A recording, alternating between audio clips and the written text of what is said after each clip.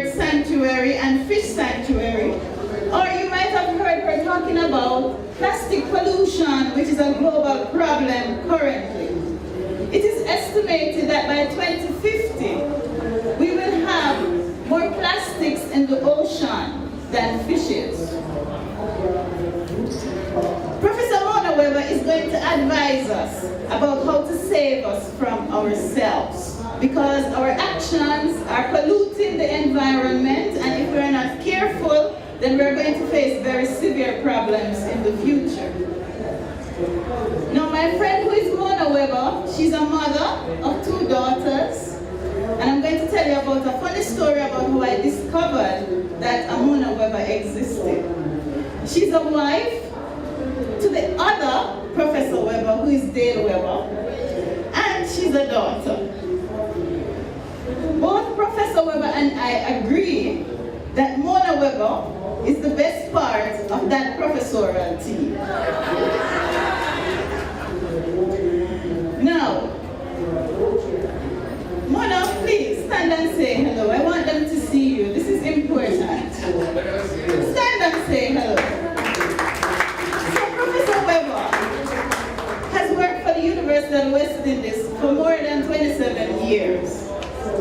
And she has been with us for more than 36 years, and you notice that she barely looks 36. She is one of the most hard-working persons in our faculty, and nobody can deny that. In the Faculty of Science and Technology, Professor Mona Weber, and we have to be very careful now, we can't just say Professor Weber because remember there's 2 of them. So Professor Mona Weber is the most hard-working person in our faculty.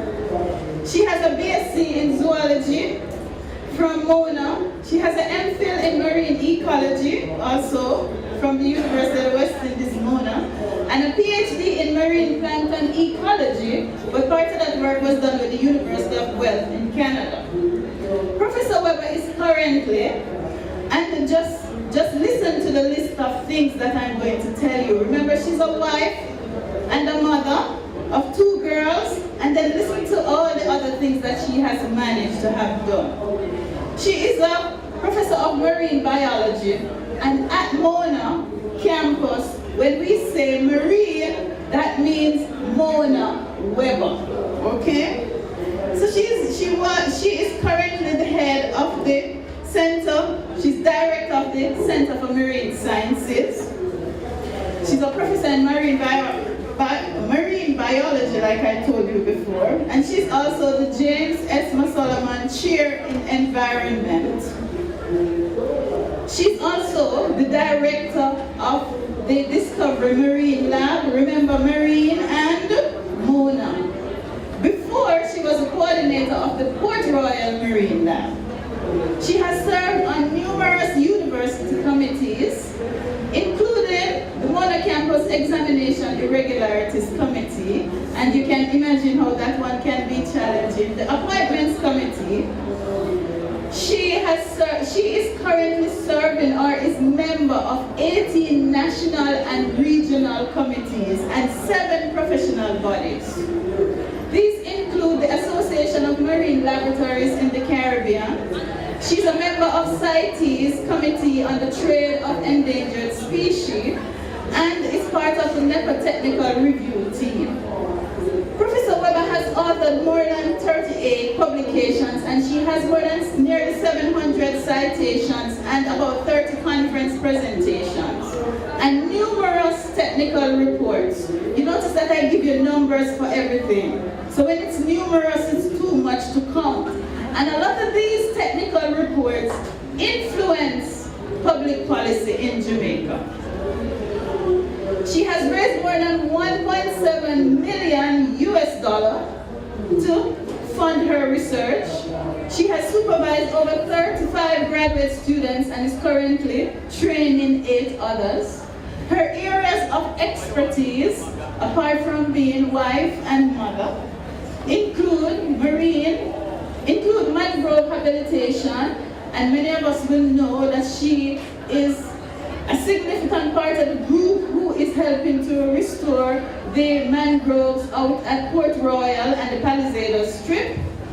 If you were here for the opening ceremony, you would have heard Miss Grange talk about restoration of coral. So she was talking about Mona's work in coral reef nursery propagation, where they're growing the corals, seagrass assessment, water quality and microplastic pollution.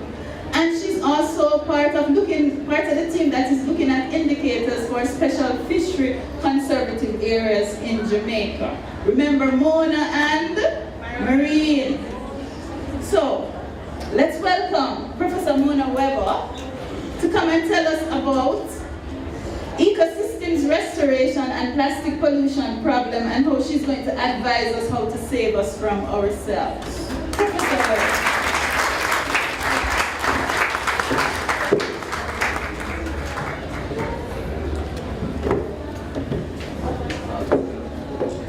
Good afternoon, colleagues. I'm vacillating between thinking never to ask Marcia again and feeling like I've been set up. I'm sure you're expecting amazing things, but I want you to realize the university has been here for 70 years. The marine labs were established, Port Royal was established 7 years after the university started. So that lab has been in existence for a long time.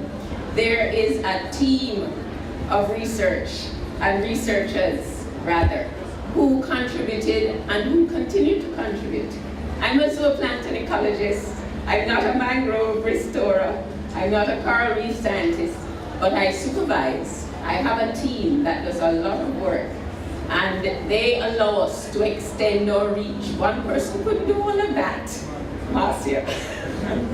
But we can extend our reach because of the team, and it also builds capacity for the future.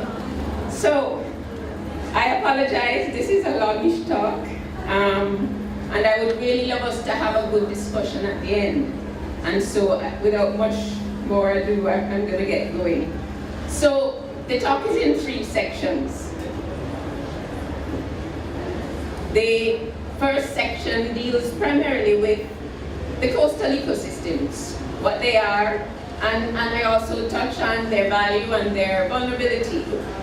And the second section will deal with I mentioned also some of the loss. So along with their value and their vulnerability, I deal with the rate of loss or percentage loss of the systems.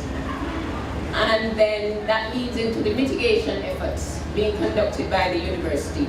And finally, the plastic issue that we have and how that issue affects the mitigation efforts from us. So I couldn't resist Rachel Carson's quote, "The edge of the sea is a strange and beautiful place.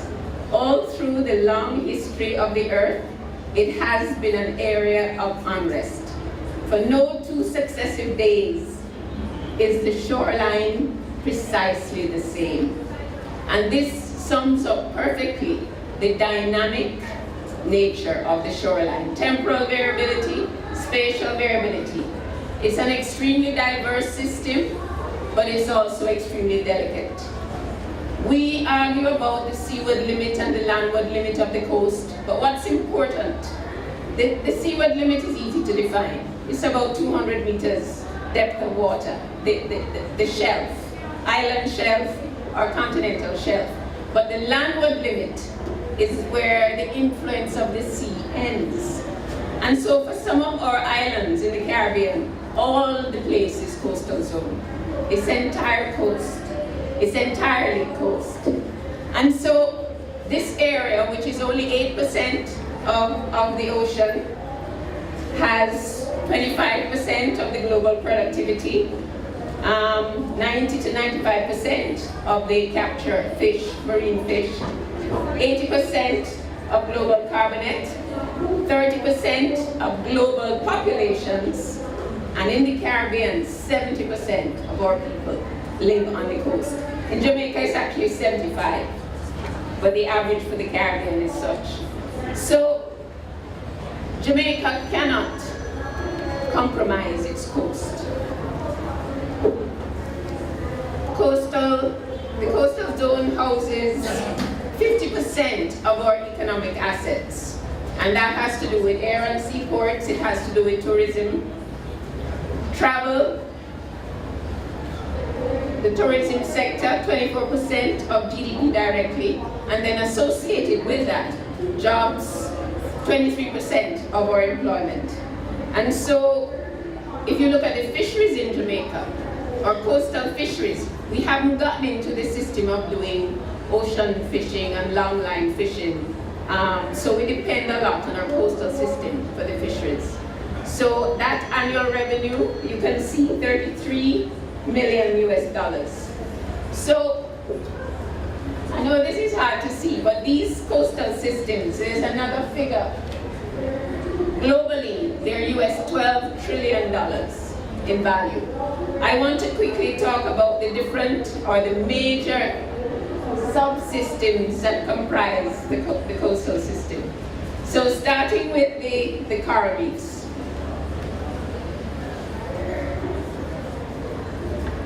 Coral reefs have tremendous ecosystem services, and we often divide ecosystem services into regulating, supporting, provisioning, and of course recreational and educational services. And so the hydrodynamic barrier that the reefs provide, protect our coastline, they of course support fisheries. Coral reef fishes are extremely diverse, it's called a phenomenon, and they generate sand. The grazing of parrotfish generates sand for our beaches. So of course this is major in supporting tourist activities. In the 70s, we had about 70% coral cover. In the 80s, a combination of factors, Hurricane Allen and disease, overfishing, sedimentation, that led to a decline. By 1993, we had 5% coral cover. Bear in mind, 30% is desirable. So our corals have been under a lot of stress. We are back up. In 2008 in Discovery Bay, the percentage was around 31. And at the fish sanctuaries, you can have coral cover as high as 35%. So there is a little bit of hope there.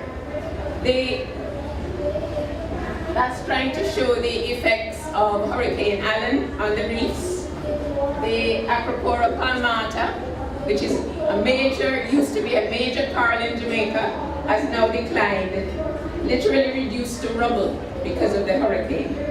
So the next system, the mangrove ecosystem.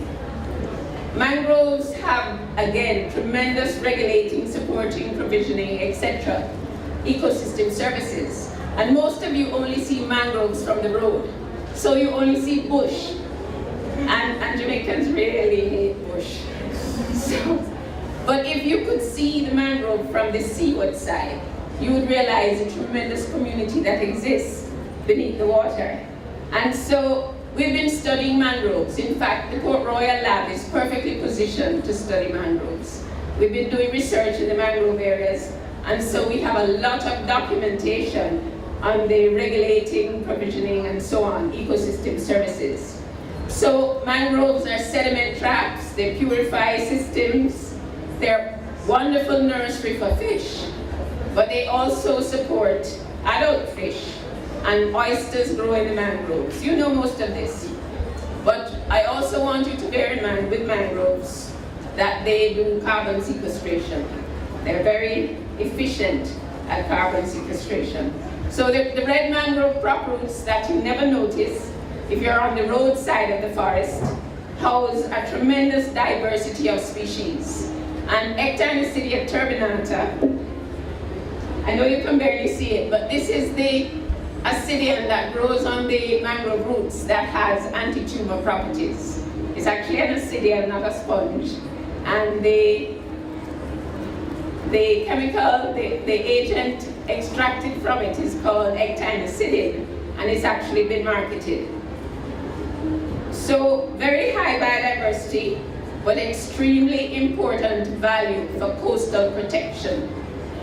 There are studies in India showing tsunamis have been, death and destruction has been mitigated by the presence of mangroves. And so the only shores that had few deaths were those with dense mangrove forests or healthy sand dune and sand dune forests.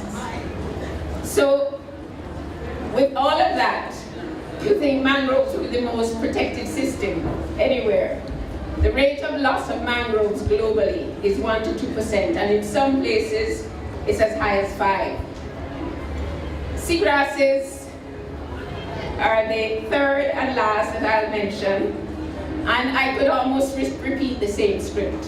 High productivity, support for organisms, and a rooting system that holds the sediment in place. And of course, seagrasses also carry out carbon sequestration and burial. In fact, they're very efficient. Our seagrasses are in trouble because they house things like sea urchins, and nobody wants to step on a sea urchin, and so any bathing area that has seagrass, the material is cleared to make way for tourists and other bathers. Unfortunately, seagrasses are harder to study because they're completely submerged, they're underwater, and so we're not even sure how much we're losing. We tend to have global values only. So globally, the loss is about 7% per year.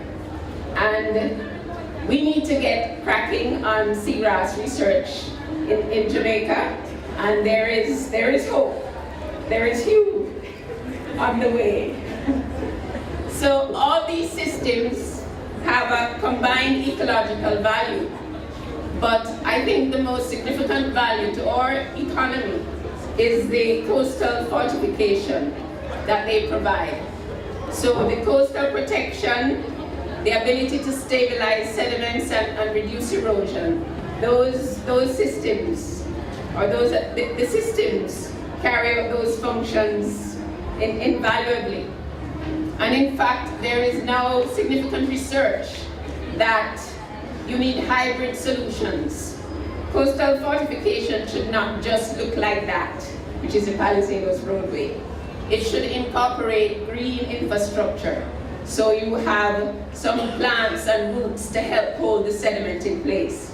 So we have a long ways to go. I want to mention quickly blue carbon, because I've been alluding to that for all the systems. Coral reefs don't feature in blue carbon. Coral reefs actually give out more CO2 than they take in, but they provide significant buffering for the systems. So this is primarily in relation to seagrasses and mangroves. And so coastal wetlands, one of the bubbles on this graphic says, are small but mighty. They occur in less than 1% of the ocean, but they store over 50% of the seabed's carbon reserves. And what is even more important, they sequester carbon very fast, at a very high rate. And so if you compare oceanic mangroves to tropical forests or other mangroves and salt marshes, you will see that's the bar for oceanic mangroves. And so their rate and importance in carbon sequestration is very, very well recognized. So we don't know very much about the rate of removal of carbon or the burial of carbon in Jamaican systems. And so we have a project, Patrice Francis from the CMS, through funds from Grace Kennedy, we're able to purchase a Russian Cora, and that is able to remove significant depths, once you have a strong arm, of below ground biomass, literally, which is an index of carbon stored in our forests. And this is very important because we've lost a lot of forests, and people worry about above ground biomass. They worry about the tree cover. They forget that in many forests, going in the wrong direction. In many forests, I don't know if you can see that small bar represents the above ground biomass. The rest of the graphic is the below ground biomass. And so, once you destroy the forest, you lose the trees, yes, but you also lose the peat. And that's where the carbon is buried. And so, we have designed mitigation efforts, but we're very mindful of the fact that you don't instantly replace carbon. So, the first aspect of mitigation is conservation, because prevention is better than cure in Jamaican parlance. We really have to educate. And there's some systems that you just have to keep the public out, keep the fishers out. Fish sanctuaries do that. But conservation nowadays has changed from building fences. Instead of trying to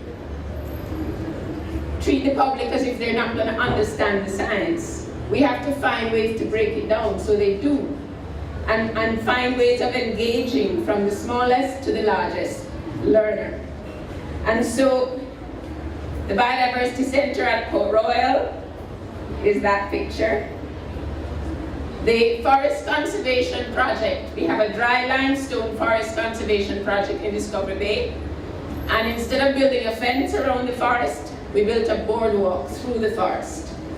Because we can now teach, it can be now part of our outreach tour, and we can teach people about the significance of a dry limestone forest, which not many people know about.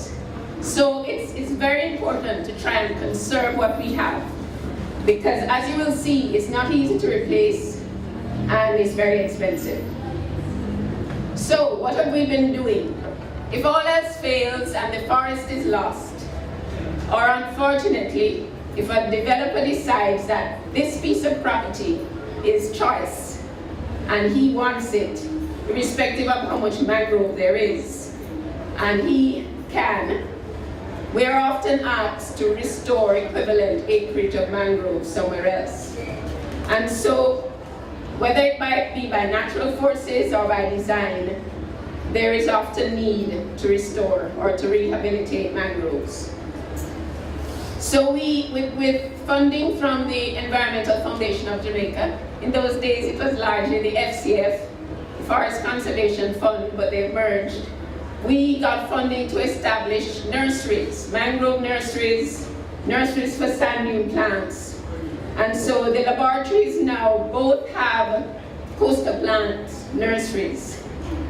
And we are able to produce over 10,000 seedlings thanks to the EFJ and the FCF. This partnership has led to other partnerships. We've partnered with NEPA significantly, and this project is one of the first carried out by NEPA, Shalane Roy, and Camilo Trench, who is our mangrove restoration expert, and has shown significant survival. What I want you to keep track of, in many of these cases, the mitigation was indirect. It involved restoring hydrology, it involved changing something in the environment so that the forest would naturally regenerate. And so in this project, they did mangrove seedling replacement, but the natural recruits from the forest were far more significant than the introduced seedlings. Now, Mr. Trench's work continues. I think we should relabel Trench the mangrove doctor, because he investigates. Sometimes it means looking at historical photographs to see where mangrove was before. He does topographical surveys and he diagnoses the problem and then designs a fix. So it's the first thing you do is not plant seedlings. The first thing you do is see why the forest died in the first place. And it often is an elevation. Mangrove forests need constant water flow.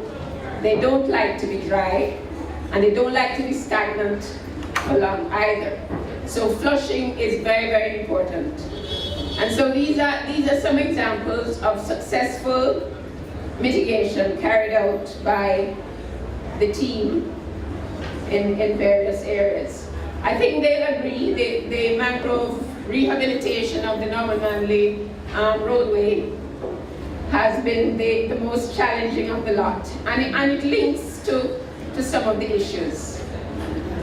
There was no sediment, and so a forest floor had to be created. It had to be the right slope, and then we were able to plant mangroves. There was no forest nearby for natural seeding.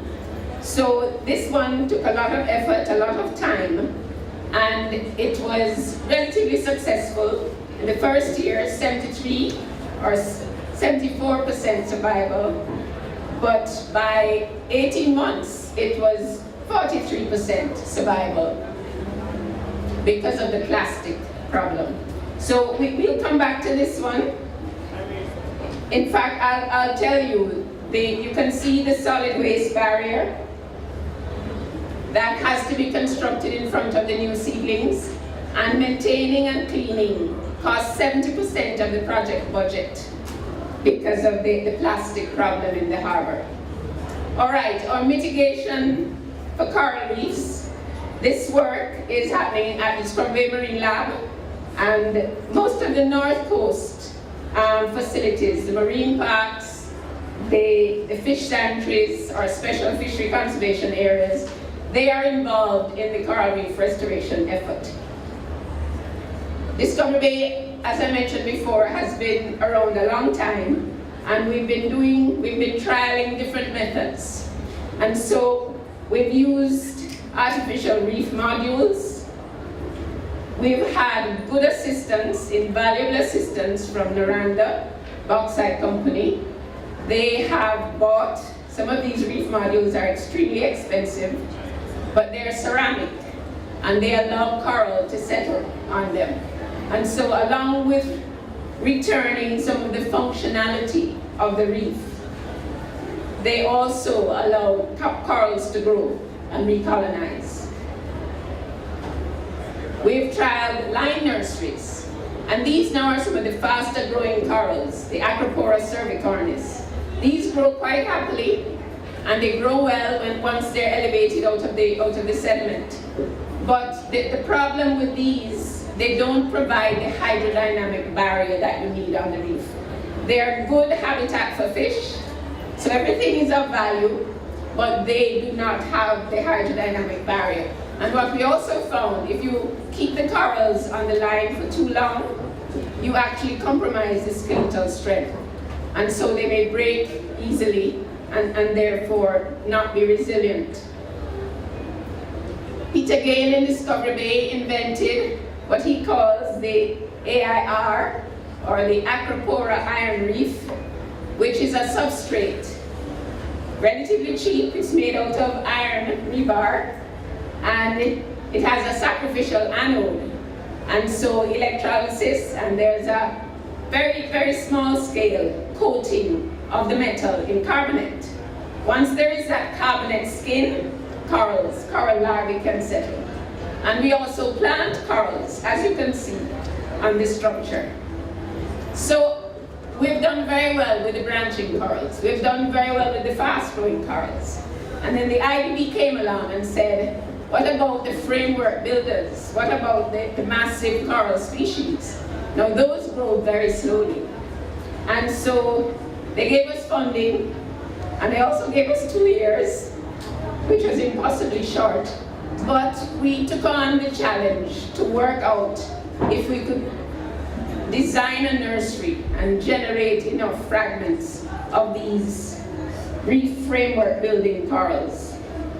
So again, along with the help of a team, we used the moat style Christmas tree nurseries, and we were able to successfully grow the corals. Unfortunately, they require a lot of cleaning. You have to scuba dive because they're in fairly deep water. And if you can't go out to clean within a month, the algal growth begins to compromise the corals. So it's labor intensive. But we did learn some things.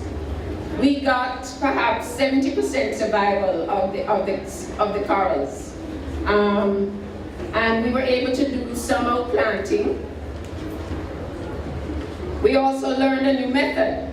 We had to develop a method. Our previous methods of measuring corals relied on linear extension, measuring the length.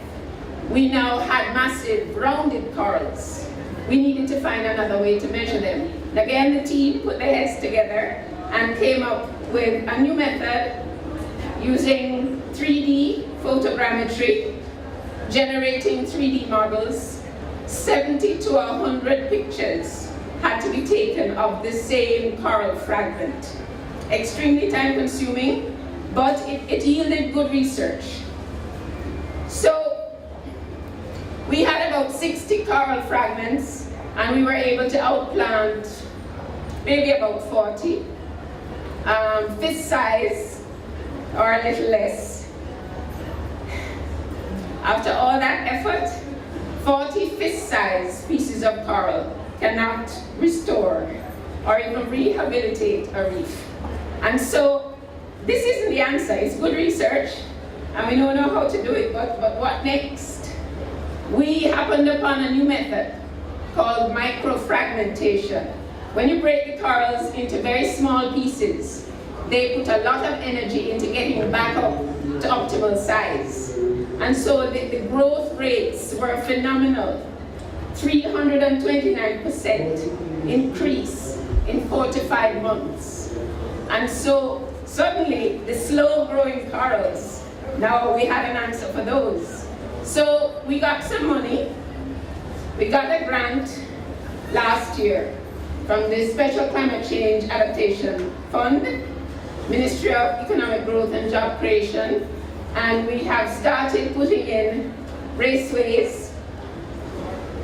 These are ex situ nurseries now. In situ nurseries are in the sea. And so those are the lime nurseries and the tree nurseries that I've been talking about. Ex situ nurseries are outside of the sea, on land. You don't have to dive. The access is a lot easier, and we can put in a lot of fragments. Scientists are very, very excited about this. You can actually glue the small fragments onto the dome of the coral skeleton, onto a brain coral, if you imagine. And the fragments will grow and coalesce. It's been called a resurrection, because you get a skin of tissue back on what was a piece of limestone. And so we're very excited. The raceways are in, and we're hoping to get this project going in very short order. It's being spearheaded by Peter Gale. So what about mangroves? Can we scale up our mangrove efforts? We're barely keeping up with the rate of loss. If you want to know, Mr. Trench can tell you how many hectares he has managed to restore in over the period he's been working. And so we have to find a way as well to reduce the cost of mangrove rehabilitation and therefore scale up the process. We were introduced, Mr. Trench and I, to a large area between Milk River and Jackson Bay, over 6,000 acres, and the mangroves there are dying. I'm sorry you can't see some of my pictures, but that is an area called Boggy Pond. It's no longer boggy, and the mangroves are really in trouble. And so, again, through investigation and diagnosis, we realized the area has become very dry. Remember, we had 2 years of serious drought about a year ago, and that coupled with the reduction in sugarcane production, they scaled back sugarcane in that area. And so the irrigation water that used to supply the mangroves literally dried up. And we're measuring salinities of over 100 parts per thousand. Seawater is 35. And so the mangroves literally were being starved. Mangroves use their energy to keep salt out of their tissues. They're facultative halophytes. And so it's not like they can use a high saline sac they have to keep it to the right level. And so they were literally using too much energy to keep salt out. They became malnourished and eventually died. You have to think of plants as living things. They go through the same issues. So we think in the Boggy Pond, Jackson Bay area, if we can clear the irrigation canals, they have a lot of irrigation canals. 60,000 J should be enough to clear the waterways. 20,000 J per year could actually start pumping the water that the sugar company used to use. And that to me is sustainable. I could use my Grace Kennedy funds, my annual funds, to do that. So it's far less expensive, and it's an intervention that probably will not involve planting one seedling, and it is sustainable. And if you think about it, Jamaica has about 9,000 hectares, 9,700 hectares of mangrove. That area represents 2,400 and something hectares of mangrove. So that's a 25% scale up right away. Refuge Key I've thrown in here because it's very dear to me. Refuge Key is also dear to Chantal, who did her master's research there and noticed how the birds that use the key were being compromised by the plastics. And in those days, it's not that long ago, the plastic issue was not as bad. But Refuge Key is only about 8 hectares, but 28% of it is gone in terms of forest cover. And this key is a forest, it's a mangrove forest. There's no sand dune or anything, it's just a little mangrove island. And so once the forest cover goes, you're gonna lose the key. So we've gotten funding from the Kingston Freeport Terminal Limited to design a rehabilitation project for Refuge Key. The problem with Refuge Key is not charcoal burners or hypersalinity per se due to change in land use. The problem with Refuge Key is garbage. Solid waste of every kind. If you want to see every possible non-biodegradable substance that we have ever produced in Jamaica, you go to Refuge Key. And the gentlemen who are doing the cleanup will happily show you. The mangrove forest, aside from being suffocated, the roots are literally gnarled and curled because they're trying to find air around the debris.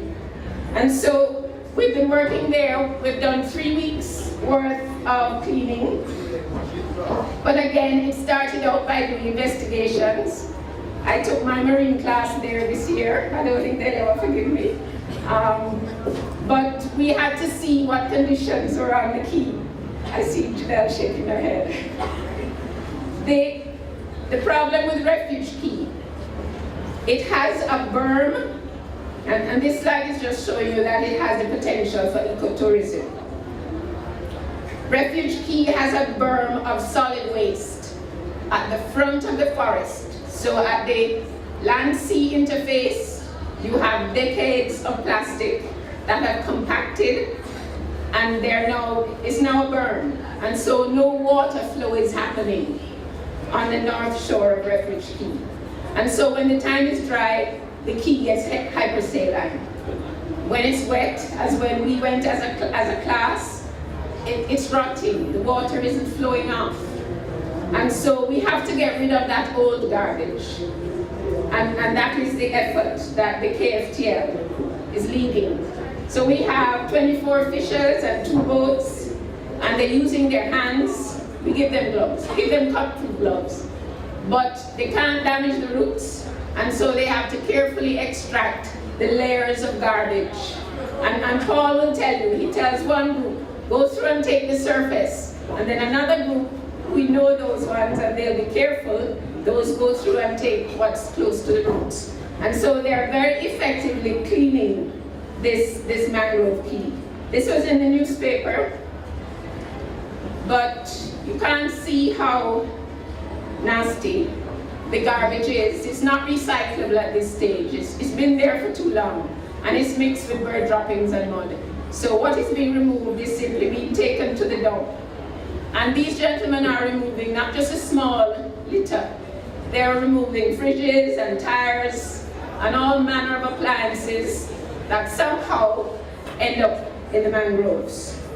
And so it's quite an effort. I don't think anybody, we try to do calculations. GDSS, which is a garbage disposal system, helping us to remove the stuff, they taught us how to do calculations of approximately how much garbage you're talking about. We grossly underestimated. And so 3 weeks and we're halfway, but the officials of Port Royal are to be commended. They've taken this personally, and they are going to clean Refuge Key. I tell them every week, you couldn't pay me enough to do this, but they keep coming back. And I rate them so much. So that leads us to the third section of the talk, which is a plastic problem that we have in Jamaica. It's called marine debris, and that sounds almost nice, but it's plastic waste primarily. 80% is plastic waste. And this is JET's data. JET has been working for a long time to raise awareness and to sensitize us of the problem of plastic waste. And their data always shows that the debris they collect is 80% plastic. And this is another graphic. JET publishes their data. And in fact, NEPA has somebody who is trying to work up those data and actually publish the trends. But these are from the JET website, from their flyer, sorry, and it shows a steady increase in the amount of plastic waste. And I like their quote, any plastic item you have ever used is still present today on land or in the sea. And that is important because we think by fragmenting plastic, we can get rid of it. And so the newspaper asked me, what do I think about breaking up styrofoam into smaller pieces to make it biodegradable? So I had to ask him, well, what does biodegradable really mean? It doesn't disappear, it gets smaller. And unfortunately, we now have a problem with microplastics. Any fragment that is less than 5 millimeters in any dimension is categorized as microplastic. And we now have a size that is the same size of plankton, which is what fish eat in the sea. So plastics have now become fish food, or at the size that fish can take. And as our zoologists will tell you, anything that is put in the sea gets a nice coat of bacteria. That's why things feel slimy when you leave them in water. Once they have that bacterial coat, their protein, yum. So they just have to be there long enough for the plastic to be coated and it will be eaten. So we don't know, or didn't know, how much microplastics we had in our waters, and we didn't even know how to sample it. So Diana Rose from iSense, who is very passionate about the environment, decided she wanted to study microplastics. And through her efforts, we got a manta trawl from 5 jars. And so iSense has been partnering with us in the Center for Marine Sciences to sample microplastics and figure out the methodology in the worst place, of course, in the harbor, in the Kingston Harbor. So we've done the sampling. We're analyzing. Final year student in life sciences, Leanne, worked on the project as well. And so we now know the breakdown of the types of microplastics.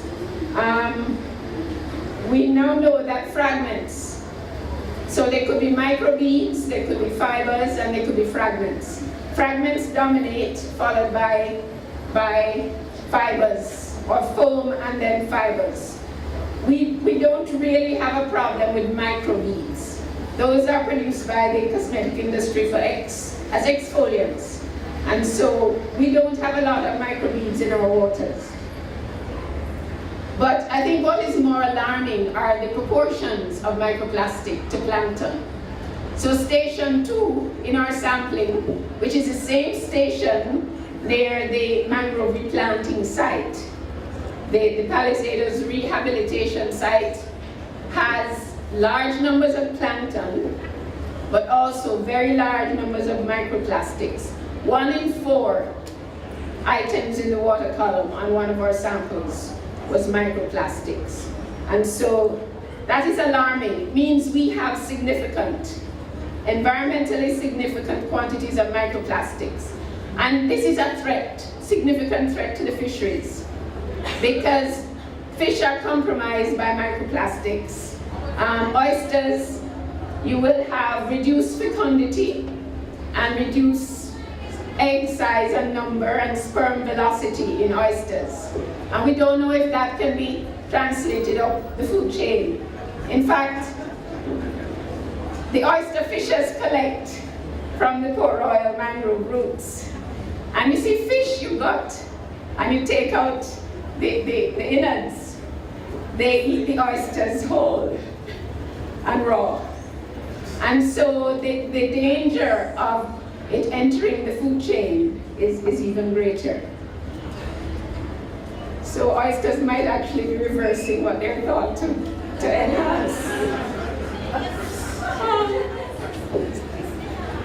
The plastics have compromised our mangrove seedlings, as I've shown you. I know it's hard to see, but there's a second ocean of plastic being kept out by our solid waste barrier.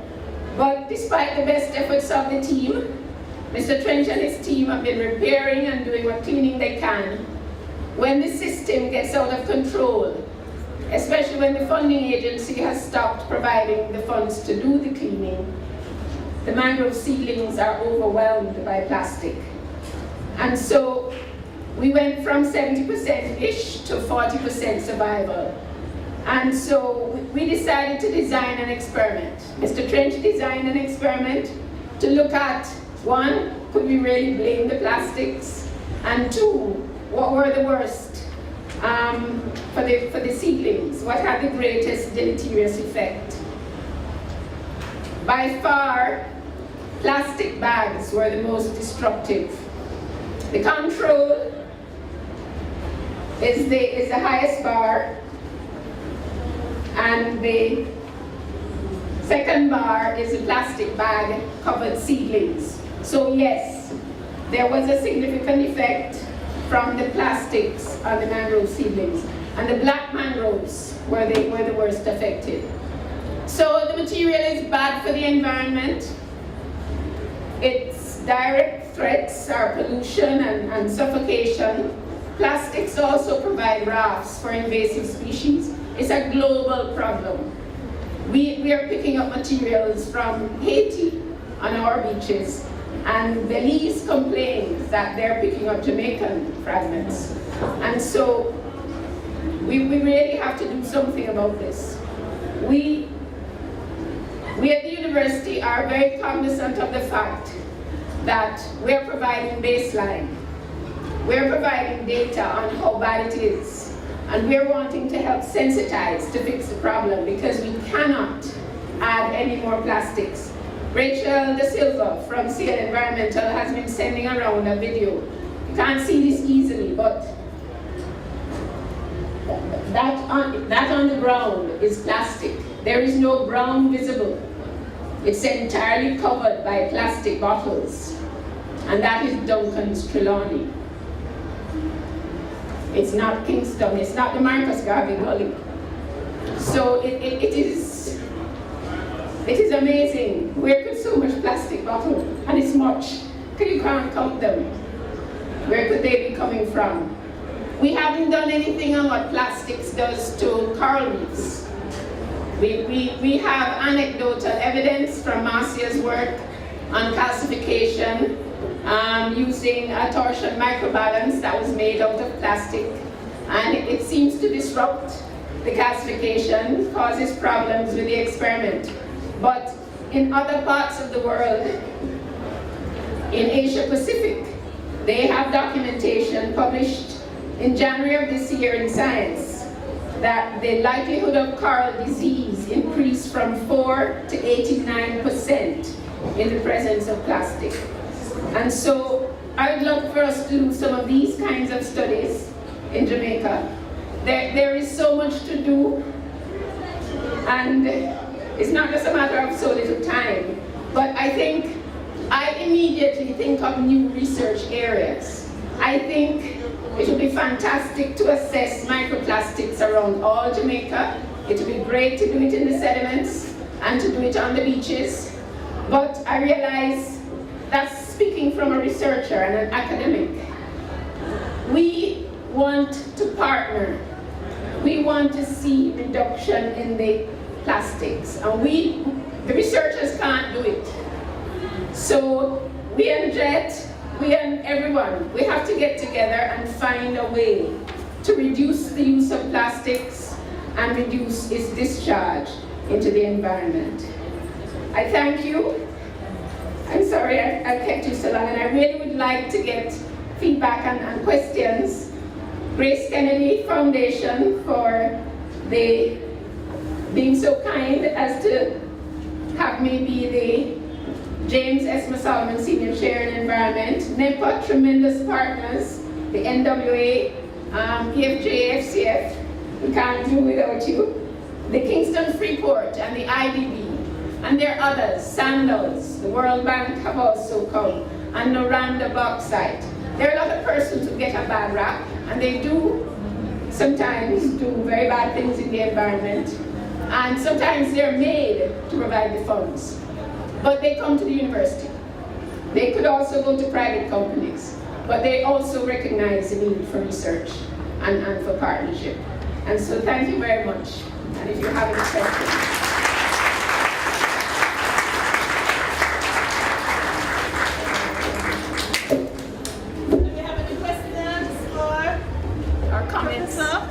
Any comments?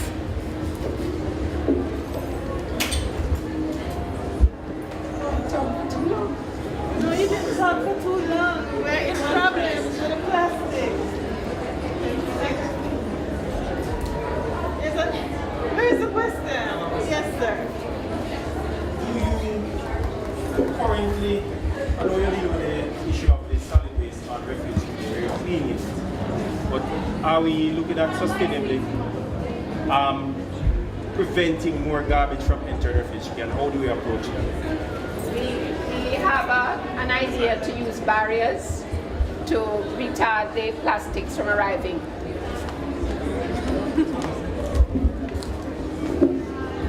All right, he asked about going forward in terms of preventing more plastics from coming on Refuge Key. And we have a plan. We want to erect a solid waste barrier, not like the one you saw before, more a floating boom, because those waters are a little deeper. But the problem is the plastics are coming from two streams. The Hunts Bay is pushing Sandy Gully and those, and then the Barnes Gully from downtown and those areas. So this key is about 600 meters long, and that's a lot of area to barrier. And so what we're hoping to do is barrier the worst ends, and the fishers who are helping us with the cleaning, they will continue to remove material. So the plan is to use a barrier and concentrate the material and then remove it relatively easily. And this is really just biding time. We have to fix the problem at source, but we can't let the key die. And so really, we're trying to shore up and get the forest regenerating while we work on the real problem in the background. Any other? Any? Wonderful presentation. As it relates to the shore, Elsha Shore, can it be saved? Helsha coastline. Yes. David is asking about Helsha. That's not a plastic problem, and that is another interesting one. They've lost the reef for various reasons: eutrophication, overfishing, sedimentation. too many people going to the beach without any sanitary convenience on the beach. When we were students, Dale and I used to take a small boat, and those days students could drive themselves on the boat. We would take a small boat down the Hellshire to sample. I saw the faces.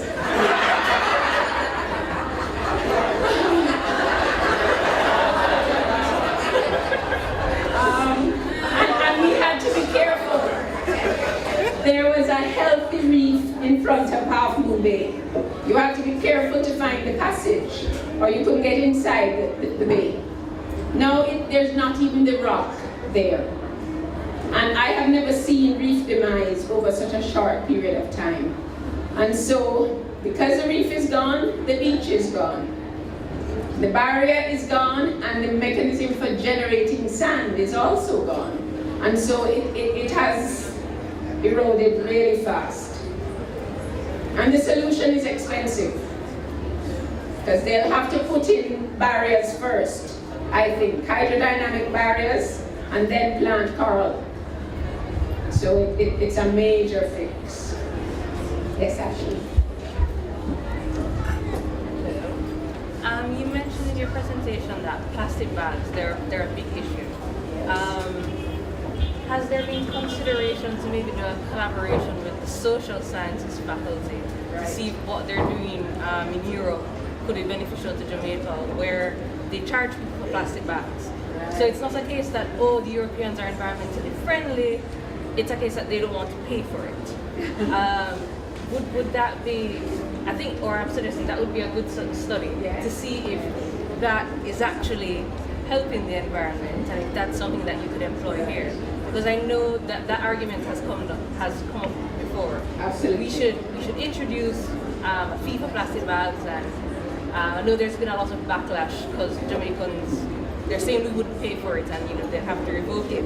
But I think that might be something very good, because every cleanup that we have on the beach, they'll tell you in the presentations, they come and they take hundreds of bags of garbage, and the next day it washes back again. So I think that would be an interesting study to see if that's something. It's being explored, and there's a lot of debate about whether we should just ban or whether we should add a tax. I think we should start by making it expensive and giving away the multi-use bags. No Jamaican is going to pay for something when they can get one free. So I think the intervention needs to start.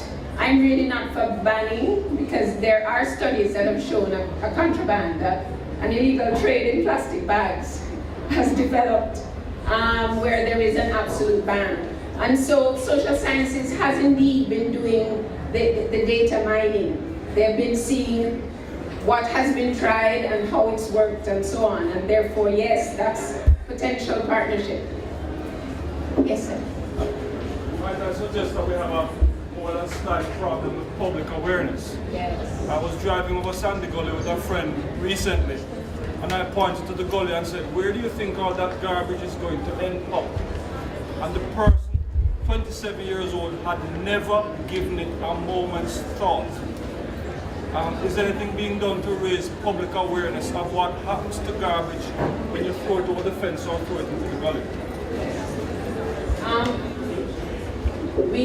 We have focused on educating about the environment, but now a major part of our tours, as Chantal will tell you, a major part of exposing the visitors in the Port Royal mangroves is to this solid waste that has accumulated there. So she's incorporated the garbage on Refuge Key as part of the outreach and education at the Port Royal Marine Lab.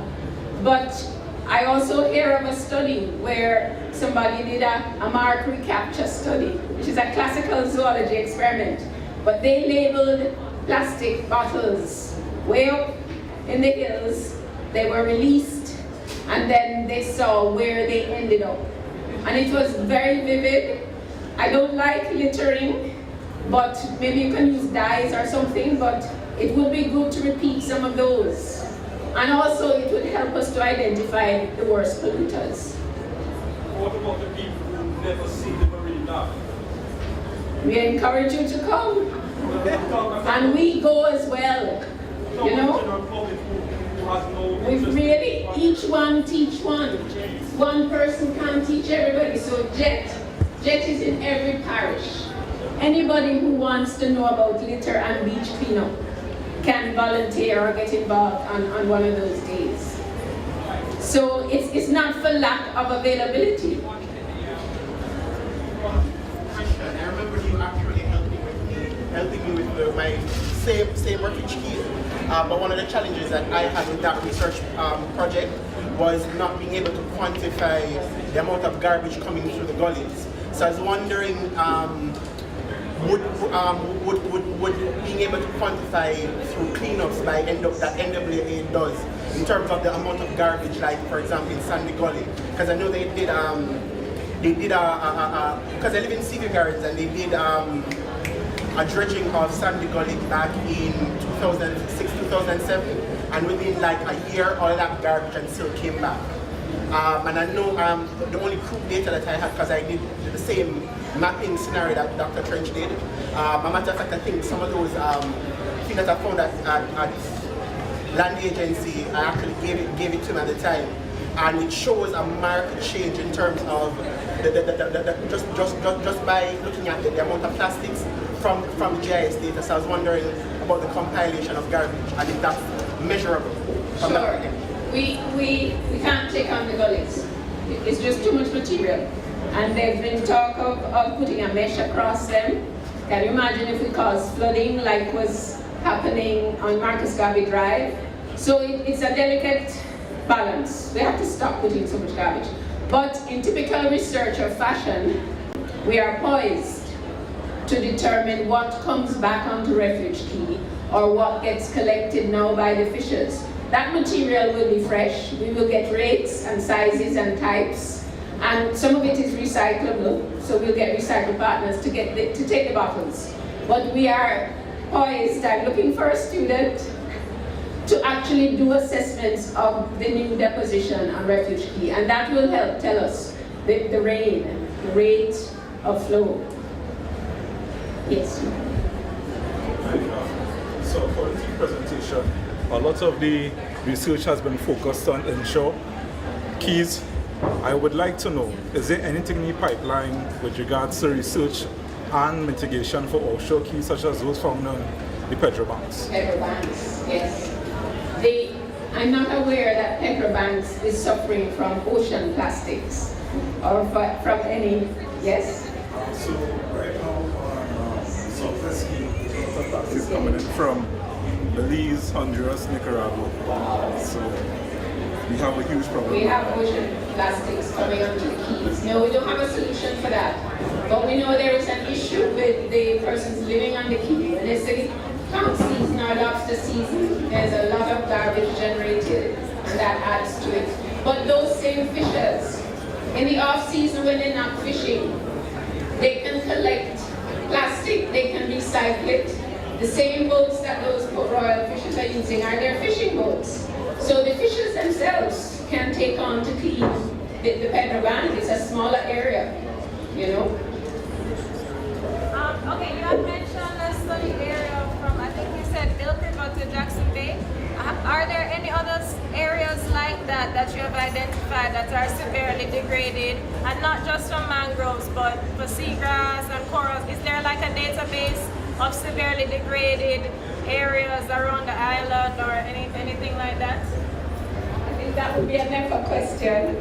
But NEPA has a state of the environment report, and they attempt to collate information on that sort of thing. I know Mr. Trench he's an island traveler, and I know he has identified his project is critical coastal restoration areas, and so we're looking at the areas that are going fast.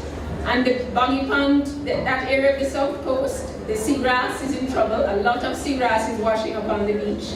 And we think the coral reef is compromised as well. So that whole area is in trouble. Yeah. Is that a south coast problem? Yes, the south coast has gotten whacked by several storms. Not all of them hurricanes, but they pass just off the south coast. And that really throws the reef up, literally reduces it to rubble. And they're stronger And so perhaps our reefs can't handle that intensity of wave action.